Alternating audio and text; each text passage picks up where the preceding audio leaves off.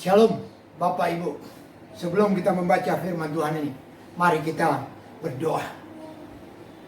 Allah kami, mohon anugerah-Mu di dalam kami membaca dan merenungkan firman-Mu ini. Dalam nama Yesus kami berdoa. Amin.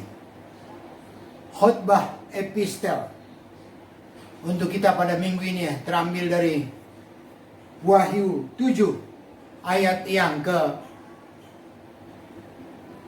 pertama sampai dengan ayat yang ketiga. Demikian firman Tuhan. Kemudian daripada itu aku melihat 4 malaikat berdiri pada keempat penjuru bumi, dan mereka menahan keempat angin bumi, supaya jangan ada angin bertiup di darat atau di laut atau di pohon-pohon. Dan aku melihat seorang malaikat lain muncul dari tempat matahari terbit. Ia membawa meterai Allah yang hidup, dan ia berseru dengan suara nyaring kepada keempat malaikat yang ditugaskan untuk merusakkan bumi dan laut. Katanya, janganlah merusakkan bumi atau laut atau pohon-pohon sebelum kami memeteraikan hamba-hamba Allah kami pada dahi mereka. Bapak Ibu sekalian, adalah sangat menyenangkan jikalau kita tahu bahwa pekerjaan yang kita lakukan sangat penting bagi orang lain. Nah, firman Tuhan hari ini, Allah mengajak kita untuk bekerja bersama-sama dengan Dia.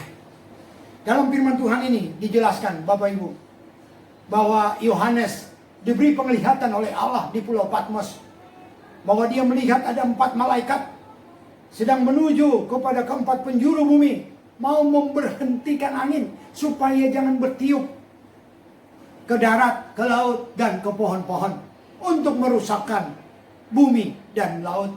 Dan kemudian ketika mereka melakukan pekerjaan mereka, ada malaikat datang yang menyuruh supaya mereka memberhentikan pengrusakan tersebut. Karena apa Bapak Ibu sekalian? Karena masih ada hamba-hamba Allah yang belum dimeteraikan, atau masih ada hamba-hamba Allah yang belum diselamatkan. Bapak Ibu sekalian, firman Tuhan minggu ini diberi tema oleh gereja kita, memelihara ciptaan Allah. Melalui tema ini, gereja kita mau mengajak agar kita turut serta memelihara ciptaan Allah. Kalau tema ini mengajak kita supaya kita memelihara ciptaan Allah, timbul pertanyaan, mengapa kita harus turut serta memelihara ciptaan Allah? Nah, kalau kita memperhatikan firman Tuhan dalam Wahyu 7 ayat 1-3 dan juga di dalam Kejadian, kita akan menemukan paling sedikit 2 alasan mengapa kita harus turut serta di dalam memelihara ciptaan Allah. Alasan yang pertama, mengapa kita harus turut serta di dalam memelihara ciptaan Allah ini adalah karena melalui ciptaan Allah inilah manusia dipelihara oleh Allah. Manusia disediakan makanan, disediakan oksigen. Alkitab mencatat Bapak Ibu sekalian, sebelum Allah menciptakan manusia, Dia menciptakan segala sesuatunya. Dia menciptakan galaksi, Dia menciptakan planet-planet, Dia menciptakan pohon, binatang, dan ikan di laut. Untuk apa? Untuk menopang kehidupan manusia tersebut. Bapak Ibu sekalian, dari peristiwa penciptaan ini kita boleh melihat bahwa manusia itu adalah puncak daripada ciptaan, bahwa manusia itu adalah tujuan daripada penciptaan, dan segala sesuatu diciptakan oleh Allah guna menopang kehidupan daripada manusia tersebut.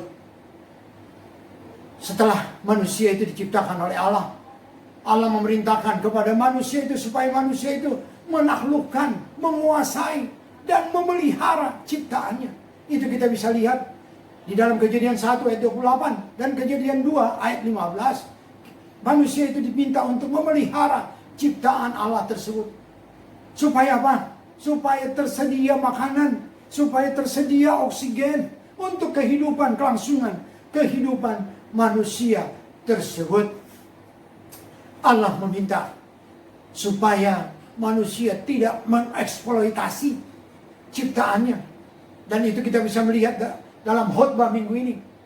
Dalam Imamat 25 ayat 4 dikatakan, Bapak Ibu sekalian, Allah meminta kepada bangsa Israel supaya bangsa Israel memberhentikan pengelolaan tanah pada tahun yang ke-7. Allah meminta kepada mereka supaya membiarkan tanah itu tidak menanami, supaya istirahat tanah itu, Bapak Ibu sekalian, supaya pada tahun berikutnya menghasilkan yang lebih baik lagi. Allah minta supaya ciptaannya tidak dieksploitasi. Walaupun kenyataannya saat ini, Bapak Ibu sekalian, ada terlalu banyak orang yang mengeksploitasi ciptaan Allah. Penebangan di mana-mana, penggundulan hutan di mana-mana, sehingga oksigen terganggu, Bapak Ibu sekalian. Kita boleh melihat saat ini ada banyak negara-negara tertentu yang maju, yang penduduknya padat. Mereka menyediakan ruangan-ruangan khusus untuk menghirup oksigen yang baik. Dan mereka duduk di sana seperempat jam. Dan mereka membayar untuk itu. Dan kemudian setelah menghirup oksigen yang baik selama 15 menit, mereka bekerja kembali. Bapak Ibu sekalian, Allah sangat mengasihi kita. Dia peduli dengan kita. Dia mau supaya kelangsungan hidup kita ini baik. Oleh karena itu dia meminta kepada kita supaya kita memelihara ciptaannya. Hal yang kedua, Bapak Ibu sekalian, yang harus kita lakukan, atau alasan yang kedua mengapa kita diminta untuk memelihara ciptaan Allah adalah karena ciptaan Allah diperlukan sampai penyelamatan manusia selesai. Dalam Wahyu 7 ayat yang ketiga tadi dijelaskan, Bapak Ibu sekalian, malaikat yang terakhir mengatakan kepada keempat malaikat, jangan dulu diadakan pengerusakan, karena masih ada hamba-hamba Allah yang belum dimeteraikan, yang belum percaya. Itu dikatakan oleh firman Tuhan itu, Bapak Ibu sekalian. Memang penghancuran harus ada, tapi jangan dulu. Masih ada yang ditunggu, masih ada yang belum dimeteraikan. Bapak Ibu sekalian, Allah mempunyai program besar di dunia ini, yaitu mencari orang untuk dibawa oleh dia ke tempat di mana dia berada, untuk menjadi temannya dia di dalam kerajaannya. Dan untuk proyek ini, Allah mengutus Yesus Kristus ke dunia ini, mati di kayu salib, untuk membebaskan manusia dari hukuman maut. Barang siapa yang percaya, maka dia akan dimeteraikan. Barang siapa percaya kepada Yesus, dia akan dimeteraikan. Dan nanti Yesus akan datang menjemput mereka dan membawa orang-orang percaya ini ke tempat di mana Allah berada. Dunia ini bukan tempat akhir kita, Bapak Ibu sekalian. Tempat akhir kita adalah Yerusalem baru. Nanti kita akan diangkat ke Yerusalem baru, di mana kita akan bersama-sama dengan Allah untuk selama-lamanya. Kapan itu terjadi? Kita tidak tahu, Bapak Ibu sekalian, kapan itu terjadi. Kita tidak tahu kapan Yesus menjemput kita. Nah, untuk itulah kita perlu memelihara dunia ini, supaya tersedia oksigen sampai kepada angkatan yang berikut, generasi berikut, yang masih ditunggu oleh Allah, yang masih akan mau diajak oleh Allah ke tempat di mana dia berada. Luar biasa orang-orang percaya itu, Bapak Ibu sekalian. Saya mau menggambarkan keadaan orang percaya ini. Saya mau menggambarkan dengan pernikahan. Biasanya sebelum hari H, hari pernikahan, pengantin sudah memesan gedung, memesan dekorasi, mengundang orang untuk datang ke pesta mereka. Dan setelah pernikahan, pemberkatan, mereka akan masuk ke gedung, dekorasi yang sangat indah, dan mereka berpesta sepanjang hari. Dan ketika pesta selesai, mereka meninggalkan gedung, kembali ke tempat mereka. Mereka meninggalkan dekorasi yang sangat indah. Dan kemudian yang punya gedung akan merusak dekorasi, membongkar dekorasi ini. Kira-kira seperti itu. Ketika orang-orang percaya diangkat oleh Allah, dijemput oleh Yesus, maka dunia ini akan dihancurkan. Angin tidak akan lagi bertiup. Artinya apa?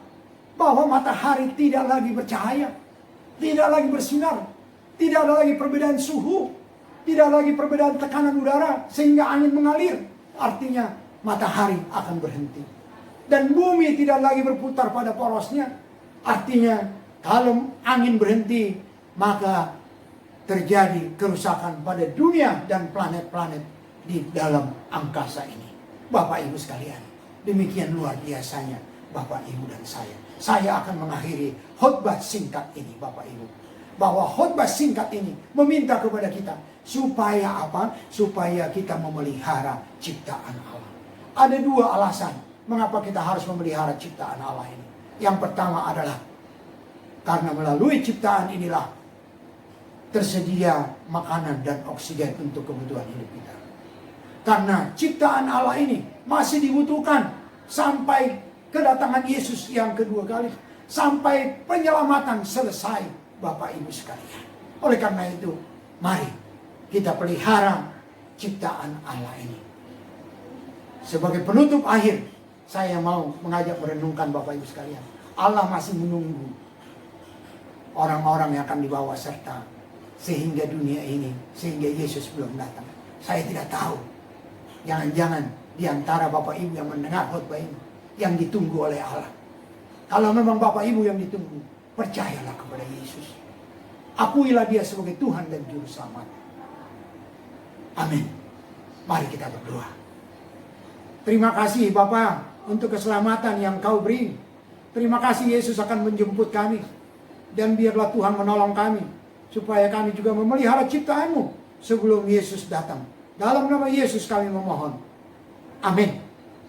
Sampai ketemu pada khotbah epistel minggu depan. Amin.